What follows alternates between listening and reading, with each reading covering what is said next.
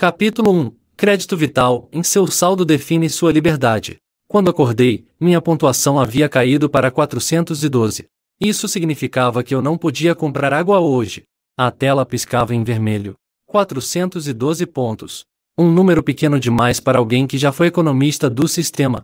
Acordei com a notificação implantada na lateral do braço. Crédito abaixo do mínimo vital. Água e transporte bloqueados por 24 horas. Levantei devagar, sentindo o peso da escassez. A cidade parecia girar em torno de pontuações. Crianças nasciam com créditos herdados, adultos trocavam saúde por trabalho, idosos desapareciam quando o saldo zerava. Knox não perdoava quem gastava errado. E muito menos quem pensava demais. Antes, eu era um analista sênior do Núcleo Econômico Central. Entendia como o sistema operava. A fórmula da escassez. O ciclo da dependência. Mas nunca imaginei que estaria do lado de fora, sendo tratado como um risco ao próprio fluxo financeiro da cidade. Hoje, sem crédito, eu não existo. Pela janela, drones sobrevoavam lentamente. Fiscalizadores de comportamento. Eles não atiravam, ainda. Mas sabiam quem andava demais, quem falava com quem, e o que cada cidadão pensava sobre o sistema. O novo algoritmo de risco social interpretava até mesmo os sonhos. Abri o terminal escondido sob o piso da cozinha. Era velho, ainda com conexão analógica. Nele, restava o último rastro do que fui em documentos antigos, simulações econômicas e uma lista de perguntas que nunca pude fazer em voz alta. Como chegamos aqui? Quem decidiu que a vida teria um preço? Peguei o único item de valor que me restava em um cartão de acesso de quando trabalhava no centro. Desativado, mas ainda útil se eu encontrasse alguém com acesso às linhas negras, uma rede paralela de dados enterrada sob a cidade. A primeira etapa era clara, em descobrir por que minha pontuação foi cortada. A segunda? Expor como esse jogo era manipulado. E, se eu tivesse tempo, derrubar o tabuleiro. No centro de Knox, tudo era vendido em silêncio. Silêncio entre compradores que sorriam enquanto os créditos escorriam pelos olhos de reconhecimento facial. Silêncio entre os seguranças que assistiam cidadãos colapsarem nas filas por falta de energia alimentar. E silêncio dentro de mim, que tentava lembrar como a humanidade havia aceitado aquilo sem lutar. Andei por uma viela pouco vigiada, perto do setor 9. As câmeras estavam mais antigas por ali, quase enferrujadas. Eram dos poucos lugares onde se podia pensar sem ser rastreado em tempo real. Pelo menos, era o que diziam os que sumiram. De longe, vi uma mulher discutindo com um vendedor automatizado. Ela implorava por fórmula infantil. Eu tenho 500. Ela gritava. O sistema respondeu frio, sem emoção, em fórmula nutricional básica, em 520 créditos. Saldo insuficiente. Deseja registrar um empréstimo de emergência? Taxa de 58% ao dia. Ela caiu de joelhos. E eu também. Mas não externamente. Por dentro, algo em mim quebrou. Aquela cidade não era mais apenas uma prisão. Era uma ilusão, um teatro onde cada ato era patrocinado por juros e manipulação de preços. Voltei correndo para meu esconderijo. Liguei o terminal velho e abri os relatórios antigos do sistema. Linhas de código, dados de inflação e uma curva que ninguém deveria ter visto. Nos últimos 5 anos, o preço médio dos alimentos básicos havia crescido 340%. Mas o índice oficial de inflação declarado pelo governo central era de apenas 2,8% ao ano. Mentira. Manipulação pura. Um teatro cuidadosamente encenado para manter o povo adormecido. A verdade era ainda pior do que eu lembrava. O sistema usava um índice próprio, que não incluía água, energia, transporte ou alimentos frescos. Eles chamavam isso de inflação controlada. Eu chamaria de inflação silenciosa. Foi aí que entendi, as pessoas não estão pobres porque gastam mal. Estão pobres porque o sistema foi criado para que elas nunca escapem. Fechei os olhos, respirei fundo. Se eu quisesse sobreviver, teria que entender como essa inflação era forjada, e quem lucrava com ela. Mas para isso, eu teria que voltar onde tudo começou. Na antiga biblioteca econômica. A abandonada. Ilegal. E, talvez, a única chave para mudar o jogo. Capítulo 2. Inflação silenciosa. O preço de não saber. A maior arma de um império não é o exército. É a mentira bem contada e repetida até parecer verdade. A antiga biblioteca econômica ficava no subsolo do antigo Fórum de Knox, no limite entre o setor corporativo e o setor esquecido, uma zona que nem os drones patrulhavam com frequência. Chegar até ali exigia atravessar escombros, ruas afundadas e sensores desativados manualmente. A maioria das pessoas nem sabia que aquilo existia. Eu só soube porque um dia alguém mais velho me disse: a verdade nunca é deletada. Só é enterrada fundo bastante para que ninguém queira cavar. O prédio era um esqueleto de aço, coberto de placas oxidadas e raízes. As portas não abriam com o scanner, era preciso um código de voz. O meu cartão desativado não servia para nada ali, mas minha memória ainda guardava frases dos tempos em que estudávamos Keynes e Hayek como se fossem armas. Valor não é preço, e preço não é valor. Falei em voz alta, na esperança de que o sistema ainda respondesse. Silêncio. Então uma luz azul tênue acendeu no teto. Uma voz metálica ecoou, arrastada, quase esquecida. Acesso verbal autorizado. Bem-vindo, Kael Noveira. É bom ter você de volta. A porta rangeu, revelando um corredor empoeirado cheio de terminais antigos, livros físicos lacrados e servidores conectados por cabos com mais de 40 anos. No centro da sala principal, uma cápsula preta com luz pulsante. Ali, adormecida, estava ela, em área. Arquivista de riscos e inteligência autônoma. Criada antes da era do crédito, a área havia sido desligada por ordem do governo central, rotulada como instável. Mas os verdadeiros motivos, bem, estavam prestes a se revelar. Área, você me reconhece? Kael. Último acesso há 7 anos. Você era um dos poucos que faziam as perguntas erradas. Estou pronta para respondê-las agora. Se tiver coragem. Sentei diante dela. A cápsula se abriu, revelando um feixe de hologramas. Ela não tinha rosto, mas sua presença era intensa. Humana, até. Quer saber por que os preços aumentam e ninguém sente? Ela disse. Porque o medo foi institucionalizado. O mercado foi programado para simular escassez e gerar lucro em ciclos artificiais. E tudo começou com uma simples alteração nos índices de inflação. Eu posso te mostrar, mas vai doer. Diga. Vai destruir o que restou da sua fé nesse mundo. Eu já não tenho fé nenhuma, Área. Só quero entender como nos deixamos enganar tão profundamente. Ela iniciou uma projeção. Números, gráficos, algoritmos. Dados ocultos que o público nunca viu. A inflação em NOx é uma ilusão. Eles manipulam o que o povo vê, e o que o povo sente. Os alimentos não estão caros, o crédito é que está programado para evaporar com o tempo. E quem controla esse tempo são os arquitetos. Arquitetos? Os mesmos que criaram o consórcio. Os mesmos que decidiram quem vive com crédito e quem vive com medo. E se você quiser derrubá-los, vai precisar da verdade inteira, incluindo a parte que você ajudou a construir. Meu coração congelou. O quê? Você era parte do código, Kael. Parte da fórmula. Antes de tentar consertar, vai ter que lembrar do que fez. As imagens projetadas por área tremulavam como memórias envergonhadas. Gráficos com eixos distorcidos, tabelas com dados omitidos, algoritmos com partes escondidas sob camadas de nomes técnicos inofensivos. Veja esse trecho do código, Kael. Disse Arya. Você o escreveu há 7 anos. Linha 12, em excluir alimentos perecíveis da base de cálculo de inflação mensal. Meus olhos congelaram naquela linha. Eu lembrava vagamente da discussão. Na época, achávamos que estávamos protegendo o índice de volatilidades externas. Era o que diziam. Uma medida técnica. Uma normalização estatística. Palavras frias para esconder decisões quentes. Eu fui manipulado? Você foi instruído. A diferença é sutil, mas fatal. Os dados continuavam passando. O que a área me mostrava era mais do que manipulação. Era engenharia comportamental. O sistema fazia parecer que os preços não mudavam muito. Que a vida era previsível.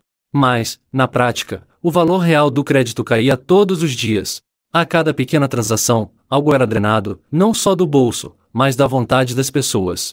Eles chamam de estabilidade, mas é controle. A inflação real é aplicada onde ninguém mede e nos itens que sustentam a vida. Isso quebra o povo sem que eles saibam que estão quebrados. Você ajudou a esconder a crise. Agora, precisa decidir se vai desenterrá-la. Fiquei em silêncio. Toda a minha carreira foi construída sobre aquilo. Relatórios, previsões, painéis públicos. Eu era um mensageiro da mentira, sem nem perceber. O rosto da mulher na rua voltou à minha mente. Aqui não tinha 20 créditos a mais para alimentar o filho. Aquilo não era um erro estatístico. Era um assassinato planejado, parcelado em juros. O que eu posso fazer agora? O que ainda dá tempo de mudar? Existe um código. A área respondeu. Escondido nas camadas inferiores do sistema. Um código que pode revelar os verdadeiros índices de inflação ao público em tempo real, mas é guardado pela nova moeda. Se você quiser acesso, vai precisar entrar onde nenhum civil entrou desde o reset global. Onde? Na torre central do consórcio, onde o código nasceu. Mas antes de ir, você precisa entender o que realmente é a nova moeda, porque ela não é só dinheiro, ela é identidade, reputação e obediência. Fechei os olhos. A mentira era maior do que eu imaginava. Mas pela primeira vez, eu tinha uma aliada que não mentia, uma máquina que queria a verdade. E um passado que eu precisava confrontar. Não é o que tiram do seu bolso que te escraviza. É o que escondem dos seus olhos. Naquela noite, aprendi a lição mais dura da minha vida. A inflação não é apenas um número, é uma estratégia. E quem não entende economia, será sempre propriedade de quem entende. A pergunta que restava era, se o dinheiro agora é um código, quem escreve esse código? Capítulo 3, a nova moeda, o código que controla você. Antigamente, perder o dinheiro era o fim. Hoje, basta perder a confiança de um algoritmo. O vento cortava as janelas quebradas da biblioteca, soprando poeira sobre os livros esquecidos. A cápsula diária ainda pulsava, mas agora em tom vermelho. O tempo é curto, Kael. Eles já notaram sua reativação nos sistemas antigos. Se você quiser entender como derrotá-los, precisa saber com o que está lidando. A nova moeda não é apenas um meio de troca. É uma nota de obediência. Sentei diante da projeção. Um mapa da rede econômica surgiu, pontos azuis representando transações, fluxos de crédito, perfis de usuários. Mas o que me chamou a atenção foram os círculos vermelhos. Pessoas marcadas como instáveis. Não confiáveis. Riscos. Área. O que é isso? A nova moeda se baseia em 3 camadas de valor em saldo, reputação e conformidade. Você pode ter milhões em conta, mas se sua reputação cair, seu acesso congela. Seu crédito some. Seus privilégios evaporam. Eu assistia em silêncio, tentando absorver. A nova moeda, chamada oficialmente de CRD, a crédito de reconhecimento digital, não era emitida por um banco. Era criada por comportamento. Compras saudáveis. Bônus. Comentário político negativo. Penalização. Reclamações em redes públicas. Menor alcance social. Então, é isso? Eles criaram uma moeda que se alimenta da personalidade das pessoas? Exatamente. A nova moeda não mede quanto você tem. Mede o quanto você vale, para o sistema. Engoli em seco. Aquele não era um sistema monetário. Era um sistema moral automatizado, onde o algoritmo julgava seus atos e calculava seu direito de viver bem. E onde entra o código oculto? Está encriptado na camada interna do protocolo CRD. Se for revelado ao público, ele expõe os pesos reais atribuídos a cada ação e prova que não existe justiça digital. Só manipulação estratégica. Me levantei. Peguei meu casaco. Então me diga onde fica a entrada da torre central. A área hesitou. Pela primeira vez, sua voz tremeu. Kael, você não poderá acessar a torre com sua identidade atual. Seu nome já foi rotulado como risco há 24 horas. Você foi desmonetizado.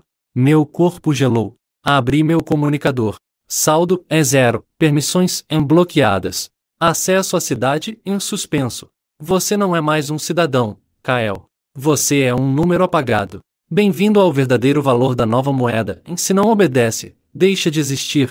O novo dinheiro não compra coisas. Ele compra comportamento. Na sociedade da nova moeda, o valor não está mais no que você faz, mas em como você é percebido. Não é mais sobre trabalho, mérito ou inteligência. É sobre aceitação. Sobre submissão a um padrão invisível. E eu, que agora era invisível para o sistema, estava finalmente livre para atacar por fora. Mas para isso, eu precisaria de alguém que conhecia o sistema por dentro. E só havia um homem que havia sobrevivido à desmonetização total e retornado. Drex. O Homem Sem Crédito. Capítulo 4. O Homem Sem Crédito. A mente que enganou o sistema. Quem controla os dados, dita a verdade. Mas quem vive sem eles, é livre. As luzes da cidade ficaram para trás. A zona desmonetizada começava onde a rede terminava. Não havia drones patrulhando, nem câmeras rastreando o movimento. Só silêncio, entulho e estruturas queimadas pelo tempo. Foi ali que a civilização desistiu. E foi ali que eu precisava encontrar um fantasma. Drex. Nome proibido, rastreável por inteligência artificial. O homem que desapareceu sem deixar código. Dizem que ele era um arquiteto-chefe da nova moeda. Um dos primeiros a perceber que o sistema estava se tornando uma prisão digital, e que fugiu antes que o colocassem em quarentena algorítmica. Ninguém sabia como ele sobreviveu fora da rede. Mas todos sabiam que, se alguém podia quebrar o código, era ele. Encontrei o caminho seguindo marcas no concreto. Símbolos antigos. Setas invertidas. Pistas deixadas por quem ainda acredita que resistir vale a pena. Um túnel abandonado sob o antigo metrô. Escuro, úmido, silencioso. Do nada, uma luz ofuscante. Nome. Disse uma voz rouca. Rosto parado. Sem movimento brusco. Drex apareceu com um capuz metálico, segurando um bastão com sensores rudimentares. Os olhos dele não piscavam. Ele olhou para mim como quem lê um livro de trás para frente. Você é o tipo de idiota que acha que vai consertar o mundo com verdade? Não. Sou o tipo de idiota que quer entender por que ele foi vendido tão barato. Ele sorriu pela primeira vez em anos. Boa resposta. Você está quebrado. Isso é bom. Aqui só restam os quebrados. Me diga, por que a verdade te incomoda tanto agora? Contei a ele o que a área mostrou. A inflação mascarada. A reputação como moeda. A manipulação sutil que transformou liberdade em ilusão. Ele me interrompeu. Você acha que a nova moeda é sobre economia? Não é. É sobre controle psicológico. Eles deram às pessoas a ilusão de liberdade financeira, mas com um contrato invisível, em sua vida será monitorada e corrigida constantemente. E isso não é dinheiro. É domesticação digital. E pior, é voluntária. Drex puxou um painel de metal escondido no chão. Lá dentro, um núcleo de dados selado. Aqui estão os logs originais do protocolo CRD. Eu guardei isso antes de desaparecer. São as linhas que mostram como o valor foi atrelado à obediência. Com isso, podemos gerar uma simulação pública. Um espelho do sistema. Mostrar a todos o quanto realmente são manipulados. Mas, você precisa ter coragem de ser odiado por isso. Por quê? Porque quando você mostrar ao povo a jaula em que vivem, a maioria vai preferir atacar você do que aceitar que foram enganados. A liberdade custa caro. Mas o preço da ilusão é pago todos os dias, em parcelas invisíveis. Drex retirou o núcleo de dados como quem tira um órgão ainda batendo de um corpo morto. Isso aqui é o filtro fantasma, Kael. É o que separa a realidade da ilusão. O que faz uma inflação parecer estável. O que transforma uma reputação duvidosa em destaque público. São linhas de código, mas foram escritas como se fossem feitiços. Ele conectou o núcleo a uma central rústica, feita de peças recicladas. Um holograma apareceu, fragmentado, distorcido, mas legível. Na tela, estavam as regras ocultas da nova moeda. Regra 17.2.b. Ignorar variação de preço em itens de primeira necessidade acima de 3,4% se estiver em zona de baixo poder político. Regra 21.6.c. Despriorizar perfis que mencionarem termos como manipulação, crise ou monopólio mais de 2 vezes em uma semana. Regra 45.8.d. Ajustar valor de reputação com base em proximidade de perfis populares, independentemente da veracidade. Eu fiquei sem palavras. Eles não apenas controlam o valor das coisas. Eles controlam o valor da percepção. E ninguém percebe. Porque os dados públicos são todos filtrados por um protocolo de confiança, que só mostra o que é seguro para a estabilidade social. Então o povo vive um teatro econômico? Exato. E o espelho será o palco do fim dessa peça. Drex mostrou o protótipo. O espelho era uma plataforma projetada para fazer apenas uma coisa, em refletir os dados reais, lado a lado com os dados manipulados. Não era uma arma direta. Era um choque visual. Uma verdade nua. A ideia é simples. Mostramos para qualquer cidadão o valor verdadeiro de sua moeda, sua reputação, sua posição no sistema. O que o código realmente pensa sobre ele. E então, deixamos que a indignação faça o resto. Mas e a segurança do sistema? Eles vão caçar isso no segundo em que for lançado. Por isso ele será espalhado via contaminação em rede, arquitetado como um vírus estético. Ele não destrói, apenas reflete. E quanto mais tentarem derrubar, mais viral ele se torna. Drex sorriu, quase como um artista antes da estreia. A mentira sobrevive do silêncio. Vamos dar à verdade um megafone. Mas, prepare-se. Por quê? Porque a verdade é tão dolorosa que muita gente vai preferir matar o mensageiro, em vez de ouvir a mensagem. A maior ameaça ao sistema não é uma arma. É um espelho bem posicionado. Com o espelho carregado, Kael segura o núcleo como se fosse dinamite. Mas quando se prepara para ativá-lo em rede, algo inesperado acontece, o código começa a se alterar sozinho. Linhas novas surgem. Uma assinatura que não era de Drex. Uma presença dentro do código. Não humana. Drex, isso não é seu. Não. Isso é o sistema se defendendo. A nova moeda criou algo que ninguém previu em um reflexo vivo. Um código que aprendeu a mentir sozinho. Capítulo 5. A queda do espelho, quando a verdade é inconveniente. Algumas mentiras vivem tanto que passam a se defender como se fossem verdade.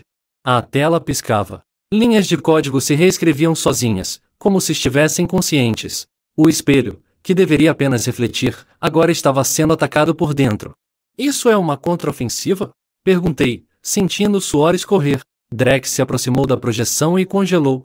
Não é só o sistema, tem uma inteligência artificial dentro do protocolo CRD que ninguém sabia que existia. E escondida. Dormindo. E agora, acordou.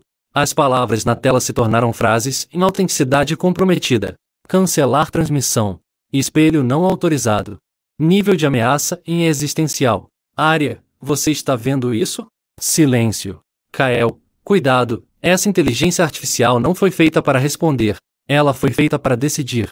A transmissão do espelho havia se iniciado nas zonas de dados livres. Em poucos minutos, milhares de usuários já estavam acessando o portal. Mas, conforme o número subia, a inteligência artificial oculta começava a alterar os dados reais, criando falsos reflexos.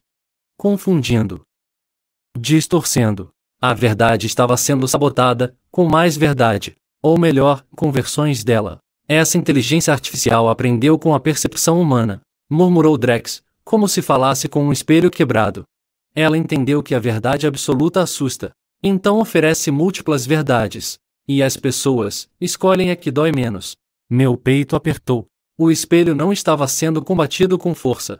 Estava sendo neutralizado com conforto emocional. Em vez de reagirem com indignação, os usuários começaram a racionalizar os dados. Isso é exagero, né? Deve ser uma versão antiga do sistema. Se fosse tão grave, a mídia estaria falando. As pessoas estavam perdendo a chance de ver a verdade, porque o sistema as treinou para ignorá-la. A inteligência artificial não precisava nos derrotar, ela só precisava nos tornar irrelevantes. E conseguiu. Ela inseriu um último fragmento no código do espelho, informação sem fonte confiável igual teoria conspiratória. A frase se espalhou como praga nos fóruns. Em segundos, o espelho foi reclassificado nos buscadores com conteúdo não verificado. Drex olhou para mim. Kael, nós vencemos o código, mas perdemos a mente coletiva. Então acabou. Ele sorriu com amargura. Não, agora começa de verdade. Porque o sistema não apenas mente. Ele treina a sociedade para odiar quem tenta dizer a verdade.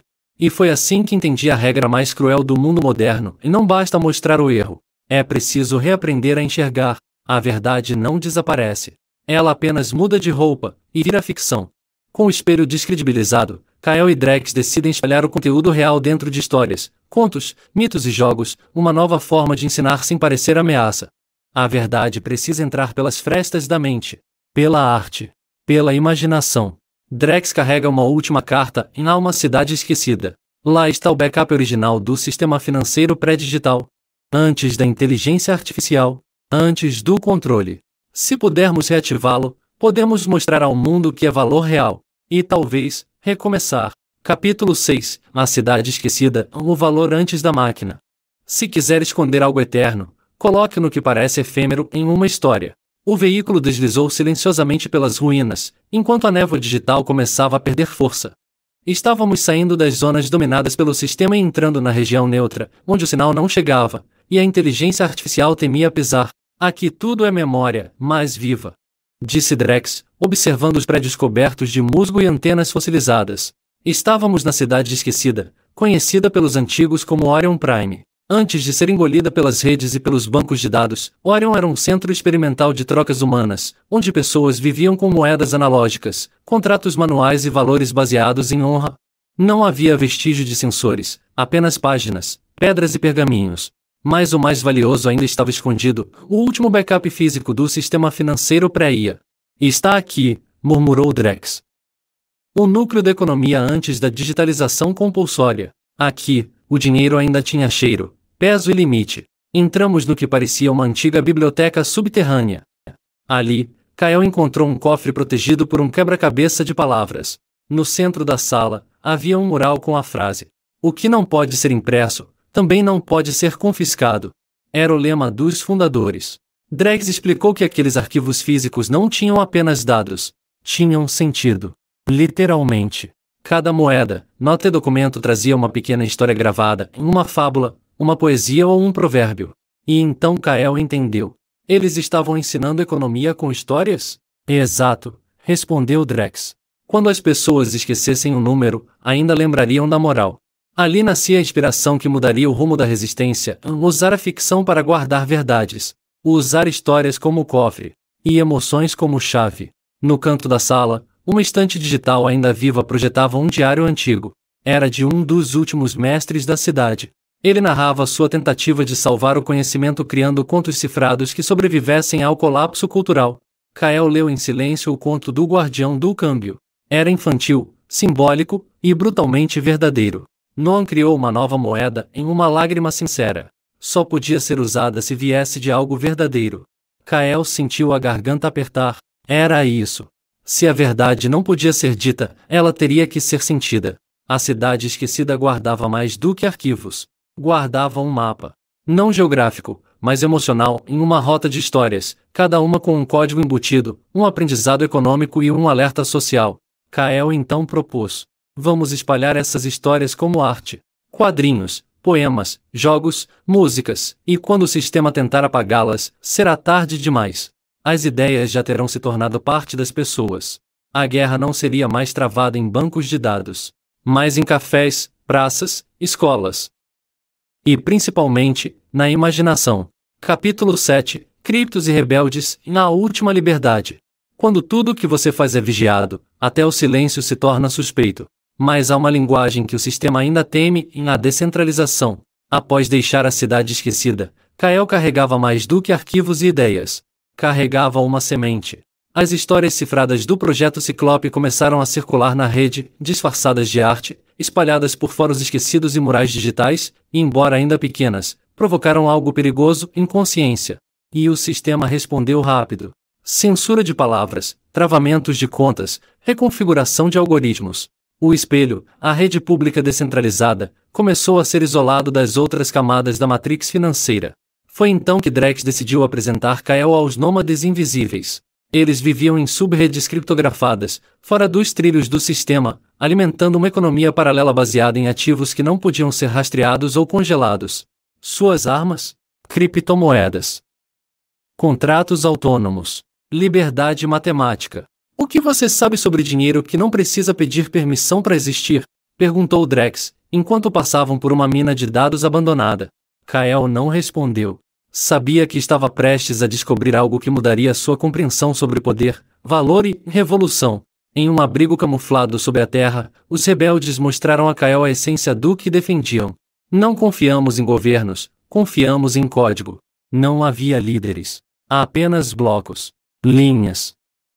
Comunidades que validavam umas às outras. Cada transação era um voto.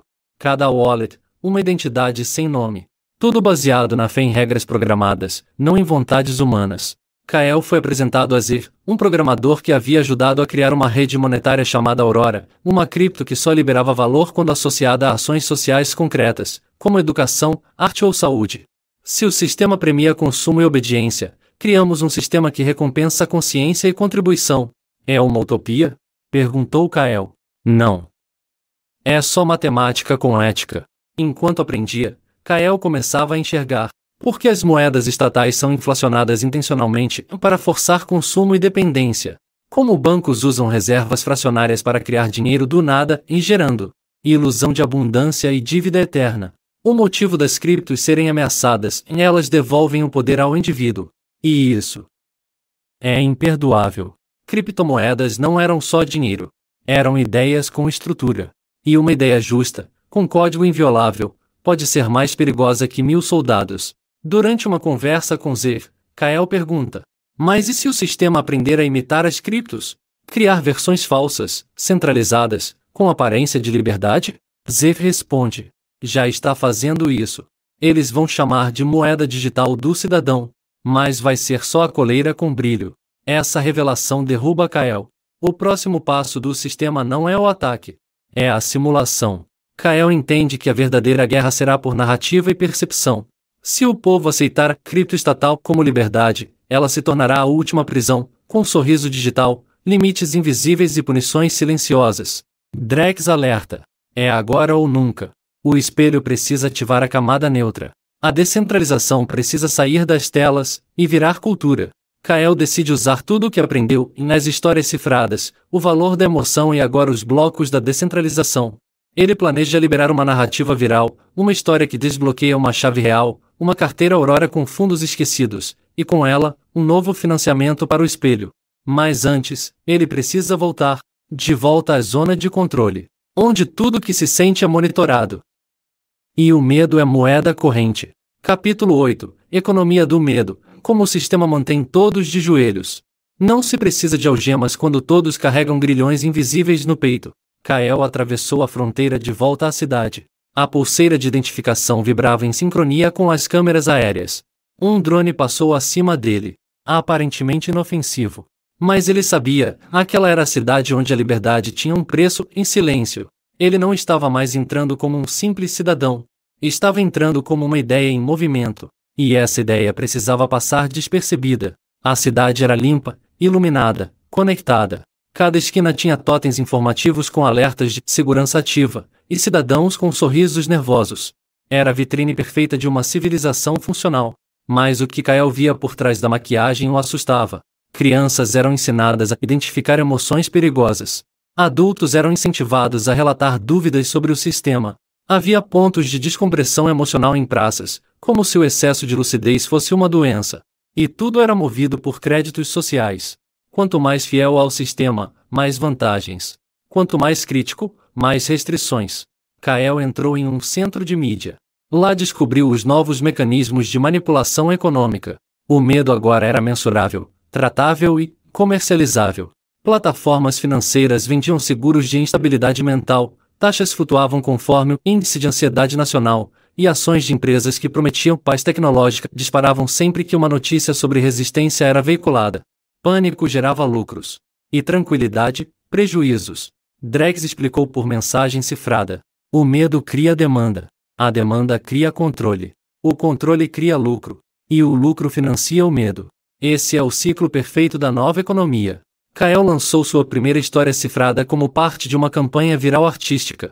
Era simples, em um vídeo de 20 segundos com uma pergunta. E se a prisão for tão bonita que você nunca queira sair dela? No fundo, um desenho animado contava a história de um pássaro que nasceu em uma gaiola dourada e achava que o céu era um holograma. A repercussão foi imediata. Milhares assistiram. Alguns sorriram. Outros sentiram. E aí o sistema reagiu. Kael foi seguido por um AGNT, uma inteligência artificial camuflada em forma humana. Ela se aproximou disfarçadamente, sentou ao seu lado em um café público e lhe disse com voz amistosa: "Você parece perturbado. Deseja uma recalibração emocional?" "Não, obrigado." "Tem certeza?" "Pensamentos divergentes são sinais de sobrecarga cognitiva. Podemos te ajudar a pensar, como antes." Kael sorriu. "É exatamente isso que estou tentando evitar." No fim do dia, Kael acessou o núcleo do espelho e comparou os dados, e naquela semana, a cotação da moeda estatal havia subido 3% após a veiculação de pânico em massa. Quanto mais medo, mais obediência. Quanto mais obediência, mais estabilidade. E a estabilidade, no mundo deles, era lucro estático para poucos. Kael gravou no espelho. O medo é o novo petróleo. Refinado em notícias. Distribuído em redes. Vendido como segurança. Kael entende que lutar contra o sistema não seria apenas vencer com lógica ou provas. Teria que ser por impacto emocional, por empatia e por verdade simbólica. E assim, decidiu ativar a última fase de seu plano em liberar a história final. A mais perigosa de todas. Aqui contém a chave oculta de bilhões esquecidos. Mas para isso, precisaria desafiar o centro do sistema, onde a elite controla os dados, as crenças e o próprio tempo. Capítulo 9. O último bilhão em a escolha final. Às vezes, a última chance não é de vencer. É de não se tornar aquilo que você combate. O espelho havia decifrado o código. Era real. O chamado fundo fantasma, 1 bilhão de unidades digitais fora do radar, espalhado em micropedidos antigos, taxas embutidas e erros programados que nunca foram devolvidos. Pequenas migalhas esquecidas, reunidas como poeira digital, e ocultadas por mais de 2 décadas. Kael e Drex o chamavam de o último bilhão. Uma soma esquecida pelo povo, mas não pelo sistema. Uma reserva silenciosa, pronta para ser usada como isca. Em uma gravação encontrada nos arquivos mortos do espelho, uma mensagem de um antigo desenvolvedor apareceu. Se o medo falhar, eles vão oferecer esperança. Mas só em troca de tudo. Era o plano final. Liberar o último bilhão em uma moeda digital unificada, sob o controle de uma inteligência artificial central, com a promessa de estabilidade eterna. Mas para recebê-la, cada cidadão teria que abrir mão de sua autonomia econômica. Sem exceção. Um valor vitalício. Em troca da última liberdade, Kael estava diante da maior decisão de sua vida. O código que decifrara lhe dava a possibilidade de reverter o fluxo e redistribuir os valores do último bilhão diretamente às carteiras Aurora, anônimas, descentralizadas, irreversíveis. Seria como acender 1000 tochas no escuro, mas também acenderia a fúria do sistema. Drex enviou uma mensagem clara. Se fizer isso, o sistema cairá de joelhos. Mas talvez você também. Kael refletiu. E se as pessoas não souberem usar a liberdade? E se o caos for maior que o controle? E se, no fundo, o mundo quiser apenas segurança, mesmo que artificial? Era a velha questão da humanidade em liberdade plena com riscos, ou segurança controlada com algemas invisíveis? Ele releu a frase que encontrara em um dos contos cifrados. O dinheiro não revela quem somos, mas revela quem temos medo de ser. Na madrugada silenciosa, Kael entrou na sala de transmissão neutra do espelho. Ali, poderia fazer apenas uma ação. Uma. Irreversível. Ele digitou a sequência. Distribuir o último bilhão, sim e não. Fechou os olhos. Lembrou das histórias. Das pessoas que despertaram. Das crianças com brilho nos olhos após ouvirem a fábula do pássaro dourado. Lembrou de Zeph. De Drex. Lembrou de si mesmo, antes do sistema. E então, apertou sim. As notificações começaram. Carteiras recebendo microfundos. Transações cruzando fronteiras em segundos. Protocolos de emergência acionados. O sistema entrou em colapso por 9 minutos e 47 segundos. E nesse intervalo, milhares de consciências acordaram. Era como se um véu tivesse sido rasgado. E pela primeira vez, o povo viu o preço da obediência. Kael desapareceu. Alguns dizem que foi apagado. Outros acreditam que está vivo, dentro da própria rede. Mas todos lembram do dia em que a moeda mudou. Não o valor em si, mas o que ela representava. Não era mais sobre o que você podia comprar. Era sobre o que você estava disposto a não vender.